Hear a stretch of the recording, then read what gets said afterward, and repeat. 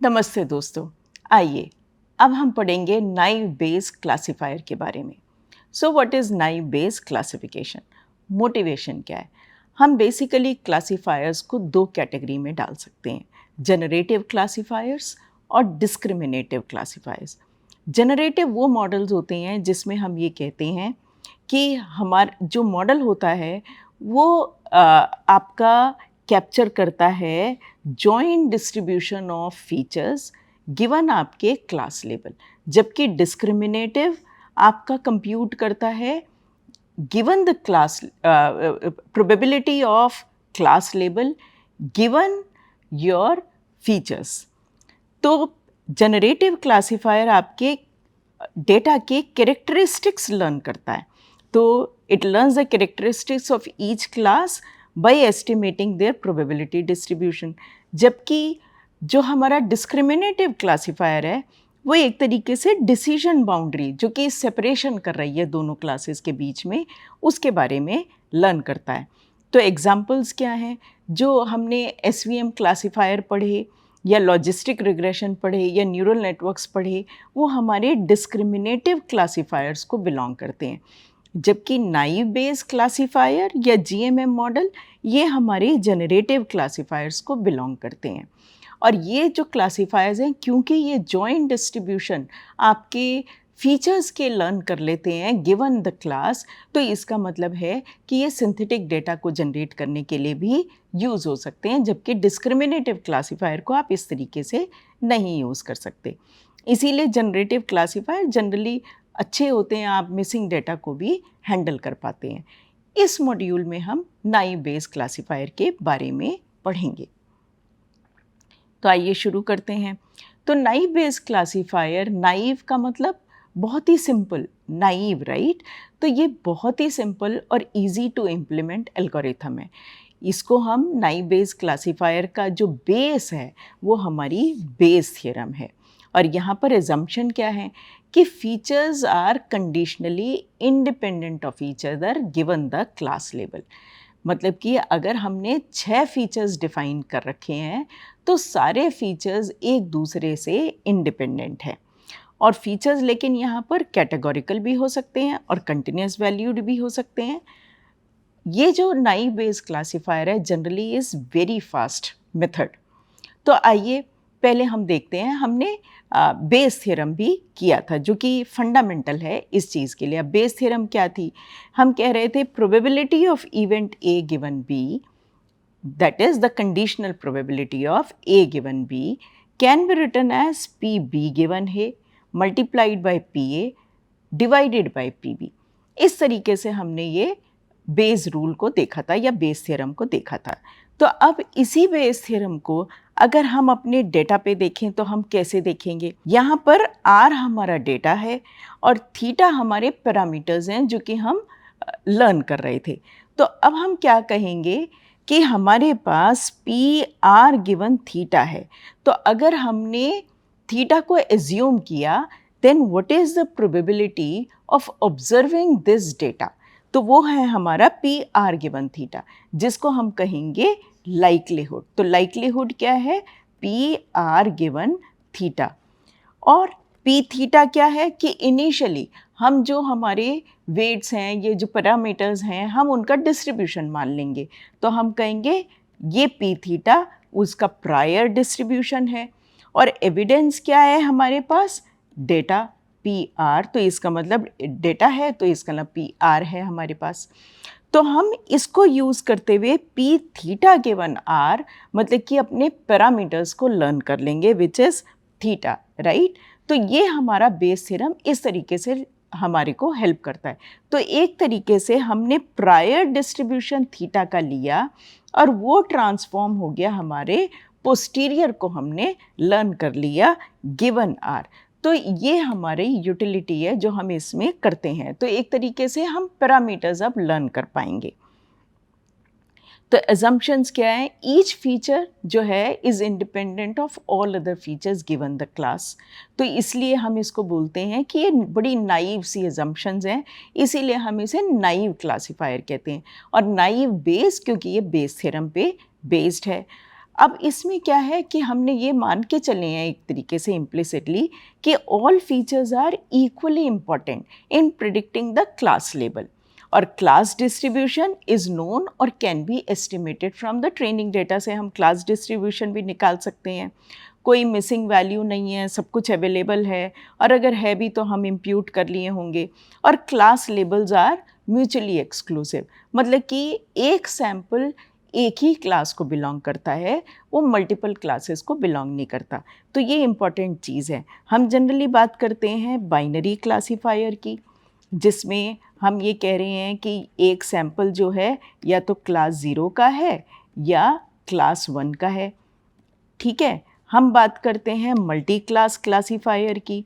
तो हो सकता है कि आपने कहा आपने बनाया 3 क्लासेस के लिए, क्लास 0, क्लास 1 और क्लास 2, राइट। लेकिन एक हम बात करते हैं multi label multi class classifier की। Multi label multi class classifier का मतलब क्या है कि आपका एक सैम्पल जो है वो मल्टीपल क्लासेस को भी बिलोंग कर सकता है। तो मतलब कि उस पर मल्टीपल लेबल्स हैं, सिंगल लेबल नहीं है। तो इसका मतलब ये हो सकता है कि 3 क्लास क्लासीफायर की प्रॉब्लम थी, लेकिन जो सैम्पल 1 था वो क्लास 0 को भी बिलोंग करता था और क्लास 1 को भी बिलोंग करता था, सैम्पल 1। और सैम्पल 2 जो था वो हमारा क्लास 2 को बिलोंग करता था, राइट। सैम्पल 3 जो हमने लिया वो हो सकता है हमारा क्लास 0 और क्लास 2 को बिलोंग करता है। तो इस तरीके से भी हमारा कई बार डेटा होता है। जैसे कि अगर हम कार्डियक डिसऑर्डर्स की बात करें तो उसमें हम ये देखते हैं कि बहुत सारे लेबल्स डालते हैं, तो वहाँ पर कई बार मल्टी लेबल मल्टी क्लास का भी डेटा होता है। तो एक मैं डेटा की बात बताती हूँ यहाँ पर। PTBXL एक बहुत बड़ा ECG वेवफॉर्म्स का डेटा सेट है, ECG वेवफॉर्म्स का डेटा सेट है। ये multi class multi label data set है। तो जब आपका multi class multi label scenario होगा तो बेस्ट अप्रोच क्या है, आप वन वर्सेस रेस्ट के ढेरों बाइनरी क्लासीफायर लर्न कर लें, और हर एक में वो बता देगा कि अगर मैंने क्लास 1 के लिए क्लास 1 हो सकता है एक सैम्पल जैसे ये वाला सैम्पल है क्लास 0 और क्लास 1 दोनों को बिलोंग करता है। तो जब हम क्लास 0 का क्लासीफायर बना रहे होंगे तो क्लास 0 वर्सेस रेस्ट कर रहे होंगे, तो वहाँ पर भी हमारी प्रोबेबिलिटी क्लास 0 की हायर आएगी। और जब हम क्लास 1 के लिए बाइनरी क्लासीफायर बनाएंगे तो बनाएंगे क्लास 1 वर्सेस रेस्ट, वहाँ पर भी हमारी क्लास 1 की प्रोबेबिलिटी हाई आ गई। तो हम यहाँ पर मल्टी लेबल भी ले लेंगे और मल्टी क्लासेस का भी डिसीजन ले लेंगे। तो एक तरीके से multi class multi label classifier बना सकते हैं। लेकिन यहाँ पर जब हम नाइव बेस की बात कर रहे हैं तो हम कह रहे हैं class labels are mutually exclusive, एक सैम्पल एक ही क्लास को बिलोंग कर रहा है। तो अब डिफरेंट टाइप्स क्या हैं नाइव बेस क्लासीफायर्स के। हम गॉसियन नाइव बेस की बात कर सकते हैं। गॉसियन नाइव बेस की बात कर रहे हैं तो इसका मतलब ये है कि हम कह रहे हैं कि फीचर वैल्यूज़ हमारी कंटिन्यूस है और नॉर्मली गॉसियन डिस्ट्रीब्यूशन फॉलो कर रही हैं या नॉर्मली डिस्ट्रीब्यूटेड है। बर्नूली नाइव बेस की बात कर सकते हैं, जहाँ पर कि आपके जो फीचर्स हैं वो अगर बाइनरी हुए, बाइनोमियल हुए, बुलियन वैल्यू हुई, ट्रू फॉल्स, इस तरह की, ठीक है ना। अब आपका मल्टीनोमियल नाइव बेस भी हो सकता है जिसमें कि कई कैटेगोरिकल वैल्यूज़ या कई डिफरेंट वैल्यूज़ वो आपका फीचर ले सकता है। तो अब हम एक एग्जाम्पल करते हैं जिससे ये हमें नाइव बेस क्लासीफायर समझ में आएगा। तो सपोज़ करिए कि हमारे पास कुछ एट्रीब्यूट्स हैं जो हैं x1, x2, x3, x4, x5, 5 हमारे पास फीचर्स या एट्रीब्यूट्स हैं, फीचर्स हैं, ठीक है। और हमारे पास जो डेटा सेट है, गिवन ट्रेनिंग डेटा सेट जो है वो हमारे पास 13 सैम्पल्स हैं, 13 सैम्पल्स उस डेटा सेट में हैं। 6 तो लोग जो हैं वो यूरोपियन हैं और 7 लोग जो हैं वो इंडियन हैं। अब क्या है हमारे फीचर्स, क्या है, x1 क्या है कि भाई इस पर्सन को डोसा पसंद है, x2 क्या है, पिज़्ज़ा पसंद है, x3 क्या है कि वो विस्की वाइन पीता है, x4 क्या है, पॉरेज खाता है, x5 क्या है कि फुटबॉल देखता है, ठीक है। अब अगर हमने इस तरीके से इसको बना दिया तो फीचर वेक्टर हर उसके लिए हमारे पास कितने सैम्पल्स हैं, हमारे पास 6 सैम्पल्स इधर हैं और 7 सैम्पल्स यहाँ पर हैं, और हर एक सैम्पल के लिए, हर सब्जेक्ट के लिए हमारे पास 5 फीचर्स हैं। तो हमने जैसे यूरोपियन के लिए 0 0 1 1, ये इस तरीके से हमारे को डेटा गिवन है। तो अब यहाँ पर y इज़ इक्वल टू 0 और 1, तो ये हमारा है क्लास 0 और ये हम कह रहे हैं कि ये हमारा है क्लास 1। इस तरीके से हमारा है। अब पी एक्स वाई क्या होगा? जब हम पी एक्स वाई की मॉडल करेंगे तो क्या होगा? तो हमने तो माना कि हर फीचर इंडिपेंडेंट है तो खुल जाएगा। तो वो क्या होगा? P X one given Y multiplied by P X two given Y multiplied by P X three given Y. इस तरीके से हमने इंडिपेंडेंस की अजम्पशन को यूज़ कर लिया। अब हमें सबसे पहले क्या करना है, क्योंकि ये जनरेटिव क्लासिफायर को बिलोंग करता है, तो हम पहले मॉडलिंग करेंगे पी एक्स गिवन वाई की। तो दोनों क्लासेस के लिए P X given Y is equal to 0, P X given Y is equal to 1, पहले हम इसकी मॉडलिंग करेंगे। फिर अगर हमारे पास अननोन सैंपल आया, हम उसकी क्लास को प्रिडिक्ट करेंगे यूजिंग बेस थ्योरम। तो अब इसको देखते हैं। तो यूरोपियन क्लास 0 है, तो अब इसके कितने सैम्पल्स हैं? 6 सैम्पल हमारे पास क्लास 0 के हैं, 7 सैम्पल्स हमारे पास क्लास 1 के हैं। तो और क्योंकि क्लास 0 यूरोपियंस को हमने क्लास 0 बोला, तो इसका मतलब P Y is equal to 0 कितना हुआ? टोटल सैम्पल्स हैं 13, तो वो हो गया 6 डिवाइडेड बाई 13। और क्या हो गई? Probability of y is equal to 1, ये हो गई हमारी 7/13। तो ये अब हमने क्या कंप्यूट किया? ये हमने प्रायर कंप्यूट किया है। प्रायर प्रोबेबिलिटी हमारे पास आ गई। अब हम क्या आगे बढ़ेंगे? अब हम करेंगे P X one equal to 1 given Y equal to 0, वो कितना होगा? तो अब हम गिवन y इक्वल टू 0 की बात कर रहे हैं, तो y इज़ इक्वल टू 0, तो इसका मतलब हमें ये वाली टेबल देखनी है और उसमें x1 सैम्पल की, x1 फीचर की, फर्स्ट फीचर की बात कर रहे हैं, तो हम इस रो को देखेंगे। अब हमने इस रो में क्या देखा? 6 सब्जेक्ट्स में से 3 में x1 0 है और 3 में 1 है, तो हम निकाल रहे हैं what is the probability x1 is equal to 1 given y equal to 0। तो 1 कितनी बार है? 3 बार। 3 डिवाइडेड बाई 6 इक्वल टू 1/2। ठीक, अब हम इसी तरीके से x2 equal to 1, x3 equal to, अब अगर x3 को देखें तो हम इसको देखेंगे गिवन y इक्वल टू 0। तो अब ये कितना है? कितनी बार 1 है? 2 बार 1 है और 4 बार 0 है, तो ये क्या हो गया? 2/6 विच इज़ इक्वल टू 1/3। इसी तरीके से ये भी कितना हुआ? 3 बार 1 है, 3/6 इज़ इक्वल टू 1/2। फिर हम लास्ट वाले को देखते हैं 1 2 3, ये भी 1/2 है। अब हम आ गए क्लास 1 पे। What is probability x1 equal to 1 given y is equal to 1? अब इसको देखेंगे, सभी में 1 है, तो 7/7 इक्वल टू 1। इसको देखते हैं, ये क्या है? Probability of x2 equal to 1 given y equal to 1, तो कितना है? 4 बार है, 4/7, तो ये देखिए 4/7 है। फिर हम इसको कंप्यूट करेंगे, ये कितना है? 3/7। ये कितना है? ये है हमारा 1 2 3 4 5, 5/7। So p probability x4 equal to 1 given y is equal to 1 is equal to 5/7 और लास्ट वाला 3/7।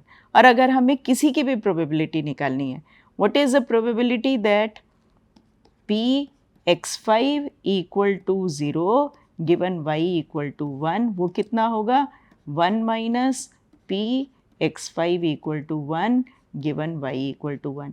इस तरीके से हम इसकी भी सबकी प्रोबेबिलिटी निकाल सकते हैं। अब इतना समझ में आ गया, तो अब हम एक एग्जाम्पल करते हैं।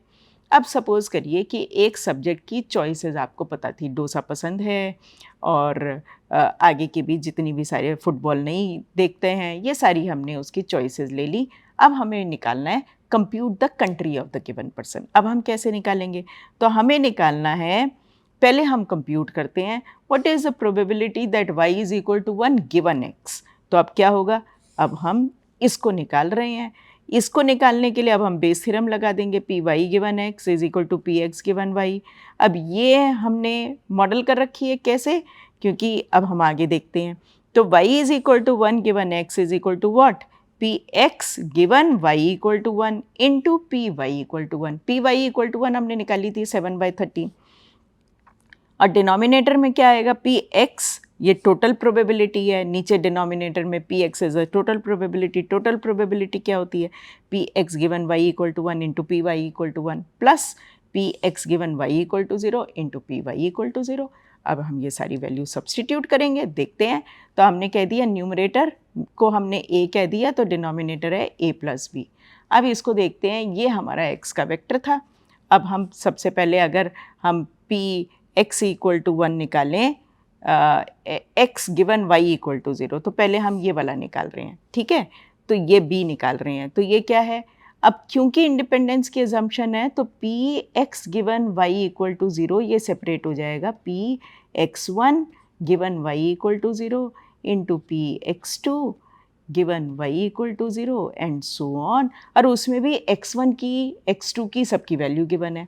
x1 equal to 1 given y is equal to 0, x2 equal to 0 given y equal to 0, x3 equal to 1 given y equal to 0, x4 equal to 1 और x5 इक्वल टू 0। देखिए x5 0 है, given y equal to 0 into P Y equal to 0। अब हमें ये value compute करनी है। What is x1 equal to 1 given y equal to 0, ये हमने कंप्यूट करी थी, हाफ थी। ये भी हमने कंप्यूट करी थी, ये भी करी थी। तो अगर ये हमारी हाफ है और ये हमारी कितनी है? ये हमारी हाफ थी, तो पहली वाली हाफ है तो वो हमने हाफ लगा दिया। x2 इक्वल टू 0 है, x2 इक्वल टू 1 पे हाफ थी, तो x2 इक्वल टू 0 पे भी हाफ ही होगी। 1 minus half is equal to half. P x3 equal to 1 y equal to 0 कितनी है?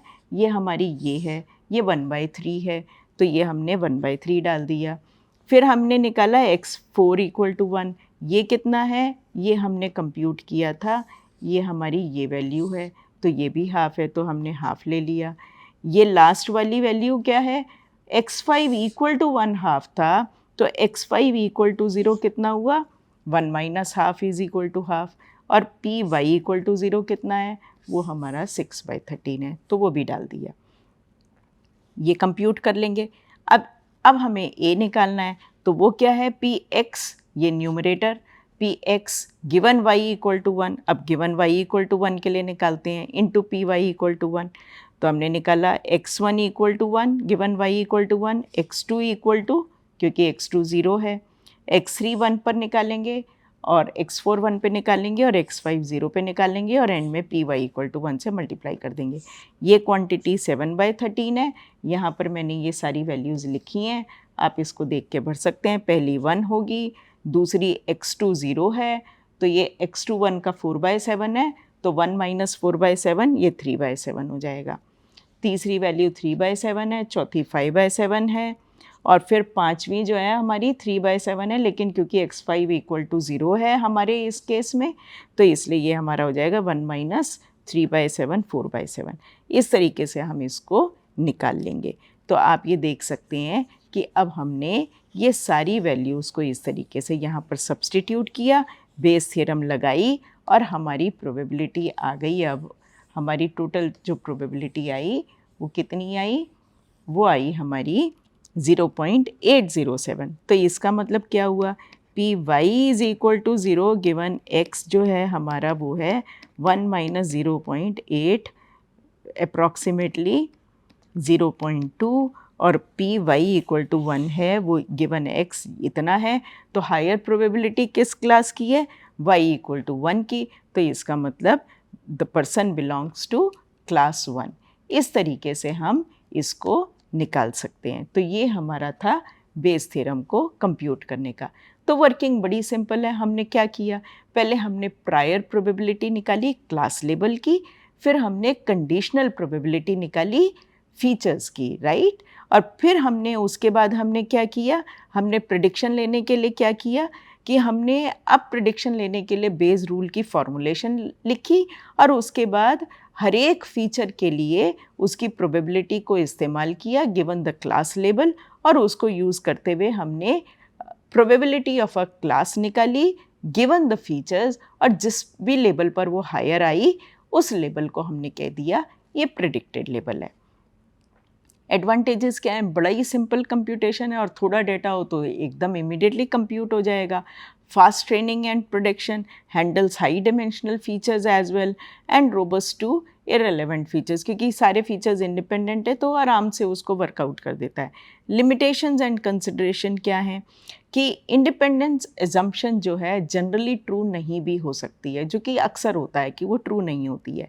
तो ये थोड़ा लिमिटेशन है, हम ओवर सिंप्लीफाइड एजम्पशन के साथ इस क्लासीफायर पे काम कर रहे हैं, तो इसलिए ये सेंसिटिव टू फीचर इंटरेक्शंस हो जाता है. Requires a sufficient amount of training data, otherwise अगर आपके रिलायबल कंडीशनल प्रोबेबिलिटीज़ लर्न नहीं हुई हैं तो आपके रॉन्ग रिजल्ट आने लगेंगे. And the performance can be affected by imbalance class distribution. एक क्लास का डेटा बहुत ज़्यादा है, दूसरी क्लास का बहुत कम है, तब भी वो हमें रिलायबल रिजल्ट्स नहीं देगा. एप्लीकेशंस, जितने भी आपके क्लासिफिकेशन के एप्लीकेशंस हैं उन सभी में आप यूज़ कर सकते हैं, जैसे कि स्पैम ईमेल को फ़िल्टर करने के लिए, sentiment analysis, text classification, recommendation system, fraud detection etcetera. In general कोई भी टास्क क्लासिफिकेशन के टास्क के लिए आप इसे यूज़ कर सकते हैं. तो इस मॉड्यूल में दोस्तों हमने नाइव बेस क्लासिफायर को समझा और उसका एक एग्जाम्पल भी किया. Thank you.